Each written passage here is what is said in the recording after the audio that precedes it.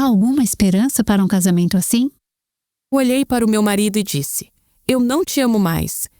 Meu objetivo era ser CEO da empresa, presidente. Eu recebia todo o meu reconhecimento no trabalho e no que eu fazia. E, em troca, meu amor pelo meu marido não significava nada.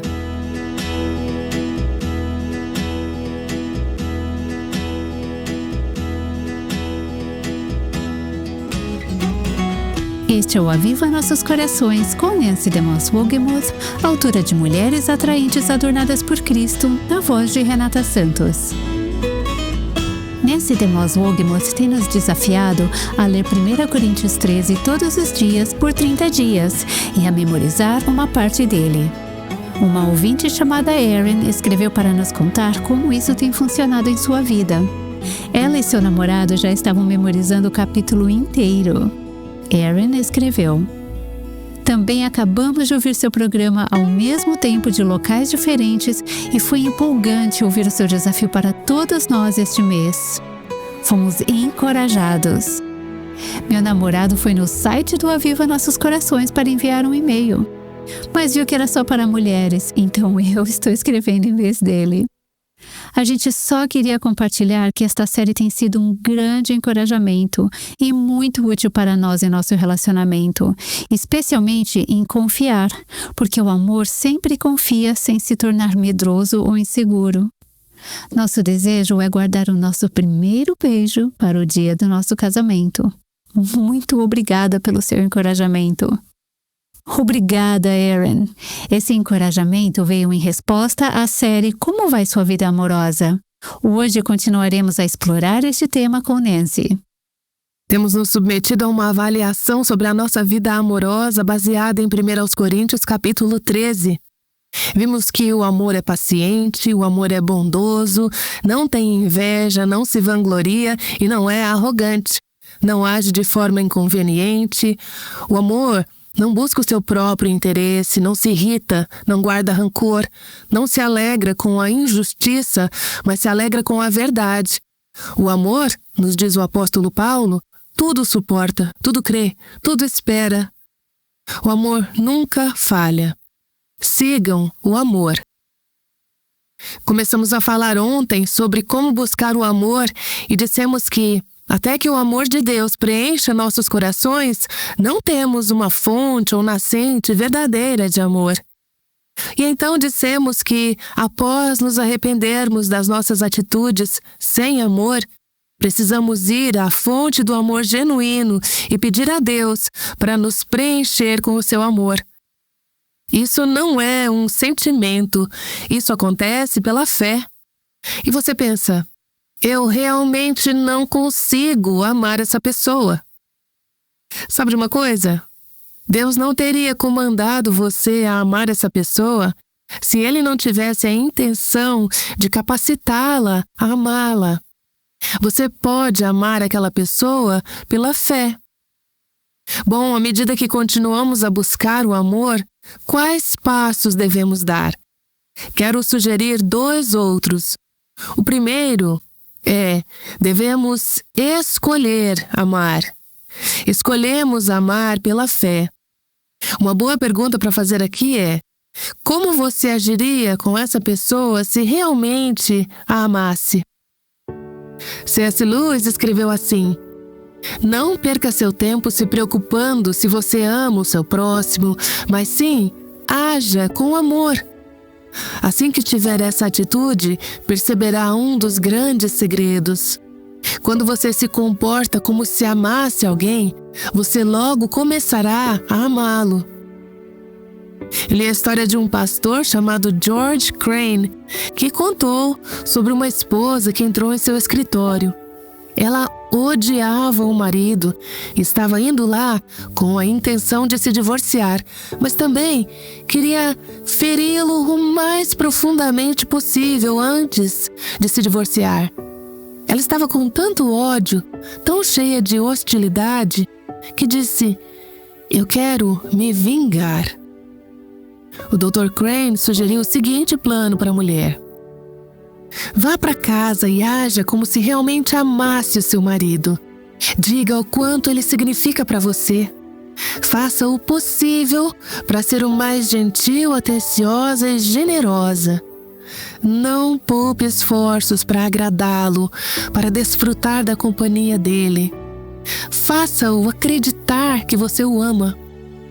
Depois de convencê-lo do seu amor eterno e que você não pode viver sem ele, então lance a bomba. Diga a ele que você está se divorciando. Isso realmente o ferirá. Bem, essa mulher vingativa ficou muito animada com esse plano. Ela sorriu e exclamou: "Perfeito, perfeito! Ele vai ficar tão surpreso." Ela saiu e seguiu as instruções do pastor com entusiasmo, agindo como se amasse aquele marido. Durante 2 meses inteiros, ela demonstrou amor e bondade, ouvindo, dando, compartilhando. Depois de 2 meses, ela não voltou. Então o pastor Crane ligou e perguntou: "Você está pronta agora para seguir com o divórcio?" "Divórcio?" ela disse. "De jeito nenhum. Eu descobri que realmente o amo." Veja, as suas ações mudaram os seus sentimentos. Então, ao pensar sobre aqueles que Deus colocou na sua vida para amar, pergunte a si mesma: como eu agiria se realmente amasse essa pessoa? Então escolha agir como se amasse essa pessoa e observe como Deus muda o seu coração à medida que você começa a agir de maneira amorosa. Por fim, deixe-me sugerir que precisamos deixar o amor de Cristo ser a medida do nosso amor. Eu li uma história sobre um grande amor que um homem tinha por outra mulher. A carta de amor mais longa e provavelmente a mais simples já escrita foi feita por um pintor parisiense chamado Marcel de Leclus, em 1875. Ela foi endereçada a Madeleine de Villalor. A carta continha uma frase em francês: "Je vous aime, eu te amo", 1.875.000 vezes. 1000 vezes o ano do calendário da data, 1875. O amante não escreveu a carta ele mesmo. Ele contratou um escriba para escrevê-la. Ele poderia ter simplesmente dito ao secretário: "Escreva eu te amo 1.875.000 vezes." Mas em vez disso, ele ditou a carta, palavra por palavra: "Eu te amo."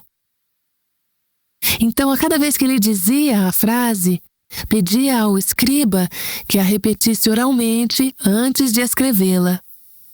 Assim, no total, de acordo com esse relato, a frase foi pronunciada oralmente por escrito 5.625.000 vezes antes de chegar ao seu destino. Isso sim, é muita expressão de amor.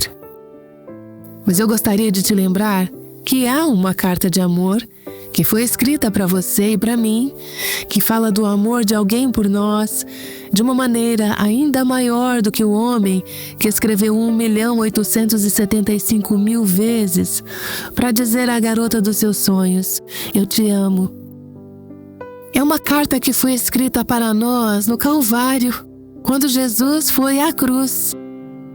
Todo o amor do qual falamos é, na verdade, um retrato do amor de Cristo. Amy Carmichael, que citamos várias vezes ao longo desta série, foi uma mulher realmente comum, que tinha um amor extraordinário pelas pessoas. Uma das minhas obras favoritas de Amy Carmichael é um livro chamado See. Esse pequeno livro foi escrito quando um problema foi apresentado a ela sobre um de seus colegas de trabalho. Eu gostaria de citar uma parte do que ela escreveu. Fala sobre como o amor do Calvário é realmente a medida para o nosso amor.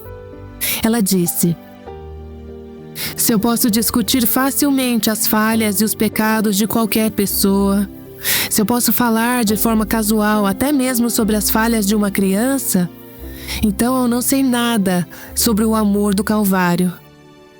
Se eu posso me divertir com uma piada à custa de outro. Se eu posso de alguma forma desprezar outro em conversa ou até mesmo em pensamento, então eu não sei nada sobre o amor do Calvário. Se eu posso escrever uma carta impiedosa, dizer uma palavra impiedosa, pensar um pensamento impiedoso, sem tristeza e sem vergonha, então eu não sei nada sobre o amor do Calvário. Se, ao lidar com alguém que não responde, eu me canso da pressão e deixo o fardo, então eu não sei nada sobre o amor do Calvário. Se eu tenho medo de falar a verdade por medo de perder a afeição, ou de o interessado dizer, você não me entende, ou porque temo perder a minha reputação de bondade, se coloco o meu próprio bom nome antes do maior bem do outro, então eu não sei nada sobre o amor do Calvário. Se me apego a escolhas de qualquer tipo apenas porque são minhas escolhas, se dou espaço para os meus gostos e desgostos pessoais, então eu não sei nada sobre o amor do Calvário. Se eu não dou a um amigo o benefício da dúvida, mas coloco a pior interpretação em vez da melhor sobre o que é dito ou feito, então eu não sei nada sobre o amor do Calvário. Se eu me ofendo facilmente, se me contento em continuar em uma frieza amigável, mesmo que a amizade seja possível, então eu não sei nada sobre o amor do Calvário. Se um susto repentino pode me fazer dizer uma palavra impaciente, não amorosa, então eu não sei nada sobre o amor do Calvário. Se eu sinto amargura em relação àqueles que me condenam, como parece ser injustamente, esquecendo que, se eles me conhecessem como eu me conheço, me condenariam muito mais. Então, eu não sei nada sobre o amor do Calvário. Se eu disser, sim, eu perdoo, mas eu não consigo esquecer, como se o Deus que 2 vezes ao dia lava todas as areias em todas as praias de todo o mundo não pudesse lavar tais memórias da minha mente, então eu não sei nada sobre o amor do Calvário. Se a monotonia me tenta, se pessoas tolas me incomodam e pequenas irritações me deixam nervosa, se eu dou muita importância às bobagens da vida, então eu não sei nada sobre o amor do Calvário.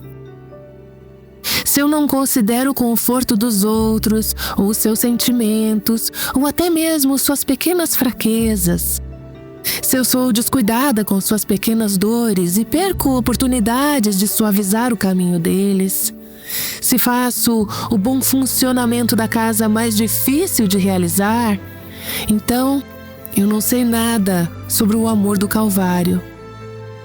Se interrupções me irritam e preocupações privadas me deixam impaciente, se eu sombreio as almas ao meu redor porque eu mesma sou sombreada, então eu não sei nada sobre o amor do Calvário. Se algo que me pedem para fazer por outra pessoa me parece um fardo, se, cedendo a uma relutância interior, eu evito fazer, então eu não sei nada sobre o amor do Calvário. Se o elogio dos homens me exalta e a sua culpa me deprime, se eu não posso descansar sob um mal-entendido sem me defender, se eu amo ser amada mais do que amar, então eu não sei nada sobre o amor do Calvário. Se o fardo que o meu Senhor me pede para carregar não for o fardo da escolha do meu coração, e eu me preocupo interiormente e não acolho a sua vontade, então eu não sei nada sobre o amor do Calvário.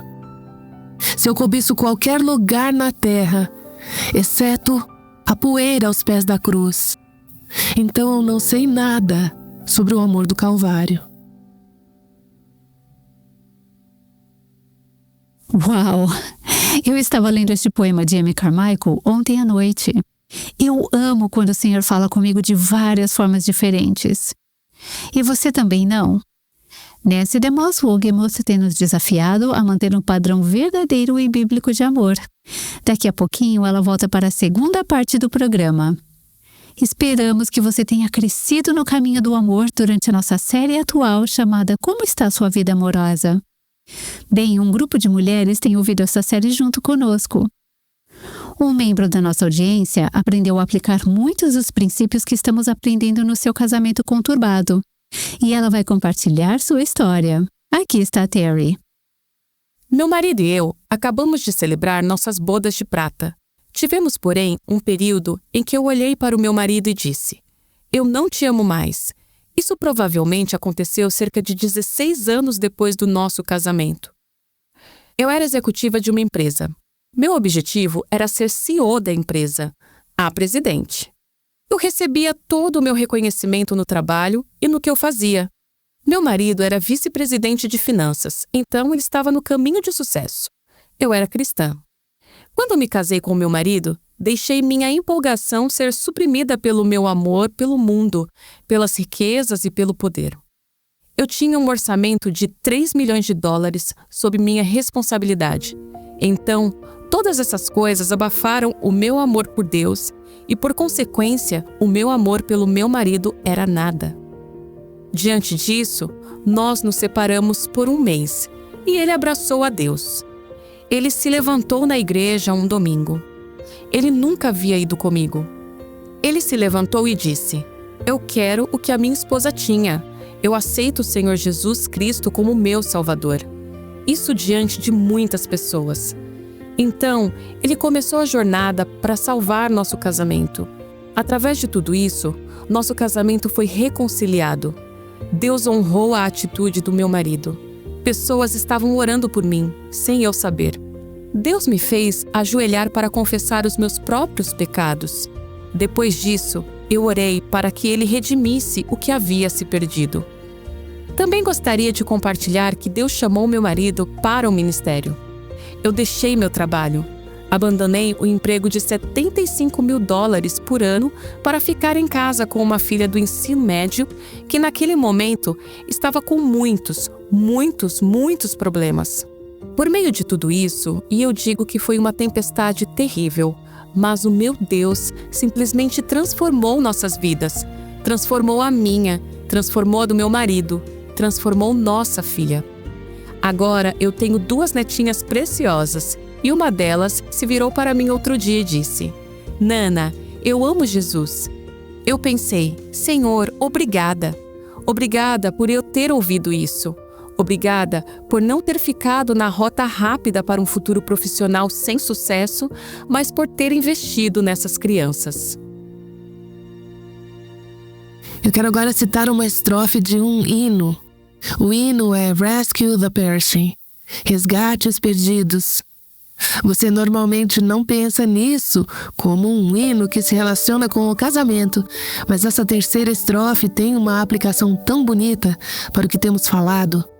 Diz assim: "No coração humano, esmagado pelo tentador, sentimentos estão enterrados que a graça pode restaurar. Tocado por um coração amoroso, despertado pela bondade, cordas que estão quebradas irão vibrar mais uma vez. Graça, a graça de Deus, imerecida, incondicional. Graça maior do que todos os nossos pecados." Esses sentimentos, e o amor não se trata em última instância desses sentimentos, mas existem sentimentos que foram esmagados por Satanás, pela nossa tolice, pelo nosso egoísmo, pelas feridas dos outros, pelo orgulho. Mas graças a Deus, esses sentimentos enterrados, a graça pode restaurar. Tocado por um coração amoroso, Deus transformou o marido da Terry primeiro, mas talvez você seja a pessoa que Deus quer transformar primeiro em seu casamento. Veja, no nosso orgulho e egoísmo, queremos esperar que a outra pessoa volte a amar. Deus diz: "Não, eu quero que você seja a pessoa a amar. Seja você quem demonstra o amor de Cristo, a disposição de sofrer como Cristo fez, de defender esse casamento, de defender o pacto de amor, de ser fiel a esses votos. Tocado por um coração amoroso, despertado pela bondade. Existem muitas emoções danificadas nos nossos relacionamentos, nos nossos lares, porque danificamos os corações das pessoas com palavras, espírito e ações que não são bondosos. E nós mesmas fomos danificadas pela falta de bondade dos outros. Então, somos pessoas feridas, machucando outras pessoas feridas. Despertado pela bondade, a bondade dele. O amor é bondoso. Cordas que estão quebradas e o mundo diria que estão irremediavelmente quebradas. Diferenças irreconciliáveis. Isso é bobagem. Essa é a maneira de pensar do mundo. Agora, falando humanamente, pode não haver esperança para o seu casamento, pode não haver esperança para esse relacionamento. Mas, tocado por um coração amoroso, o coração dele, amando através de você, despertado pela bondade, a bondade de Cristo, a bondade de Deus vivendo através de nós, o tipo de bondade de Deus que traz ao arrependimento. Cordas que estão quebradas irão vibrar mais uma vez. O amor nunca falha. Isso significa que o meu marido vai se tornar um líder espiritual, sábio, amoroso e piedoso? Talvez, talvez não. Mas quando você o ama, você vai se comprometer com ele. Não importa o que aconteça, porque o amor é totalmente dar de mim mesma para atender às necessidades de outra pessoa sem esperar nada em troca. Eu vou te dizer uma coisa. Se houver alguma esperança de ele se tornar esse líder espiritual sábio, piedoso e amoroso, provavelmente não há esperança para isso sem o amor de Cristo fluindo através de você. Uma das coisas que eu vi ao longo de anos ministrando para mulheres em casamentos difíceis é que, normalmente, quando você vê um casamento em dificuldades, você olha para as circunstâncias, se você for de fora. Você pensa que uma pessoa fez isso ou aquilo, o que parece ter realmente colocado o casamento em risco. E você sente que a pessoa que é o problema é realmente a chave para resolver o casamento. Infelizmente, a pessoa que todo mundo acha que tem o problema, essa pessoa geralmente não é quem está pedindo ajuda. É, entre aspas, a parte inocente. Aliás, essa é uma frase que precisamos tirar do nosso vocabulário. Não existe pessoa inocente na face da terra.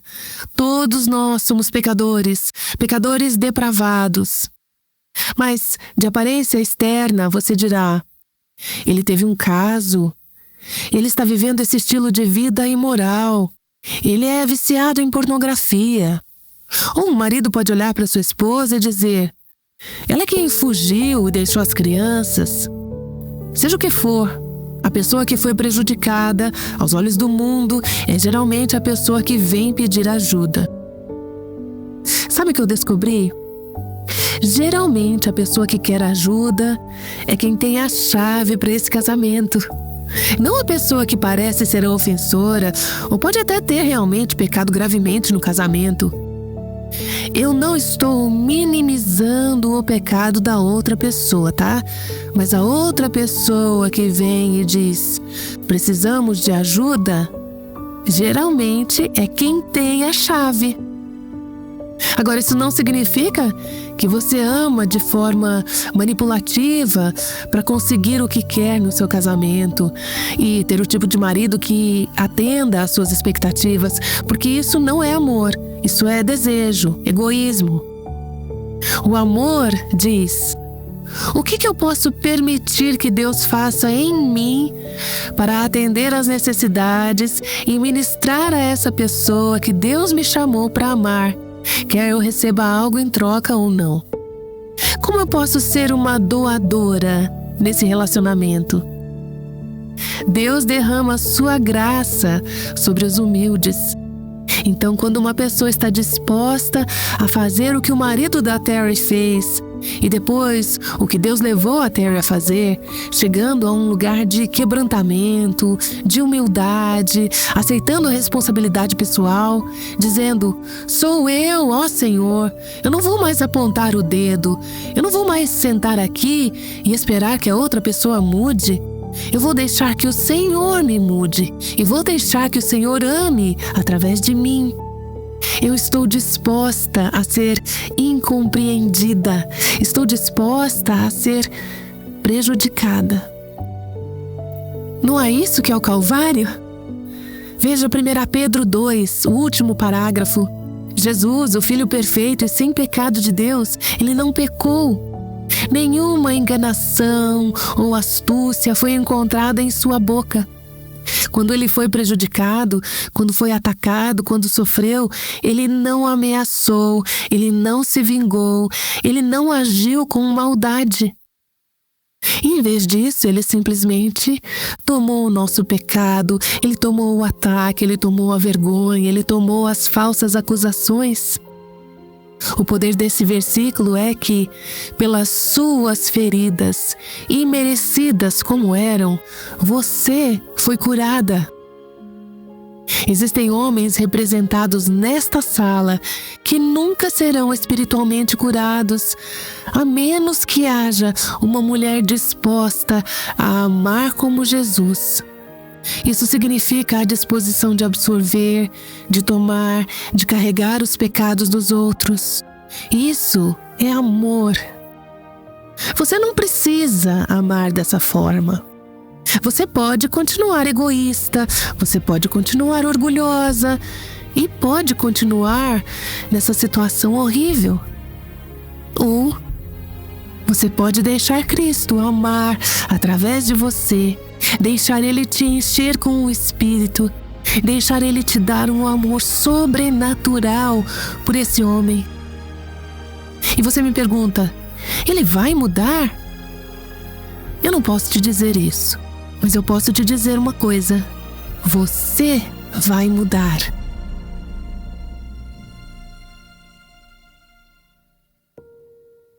Ouvimos Nancy DeMoss Wolgemuth nos ajudando a entender o que significa amar como Cristo amou. Nancy vai voltar já já com Terry, nossa convidada de hoje. Se você é casada, queremos te falar sobre um recurso para te ajudar a crescer mais forte com seu marido e no seu relacionamento com o Senhor. O Desafio de 30 Dias Encorajamento ao Marido é um livreto projetado para te ajudar a amar seu marido de forma intencional e deliberada. Esteja você em um casamento difícil ou considerando que ele está indo bem, você vai perceber que esse desafio trará uma nova perspectiva e vida para o seu relacionamento. E melhor ainda, ele transformará seu próprio coração no processo.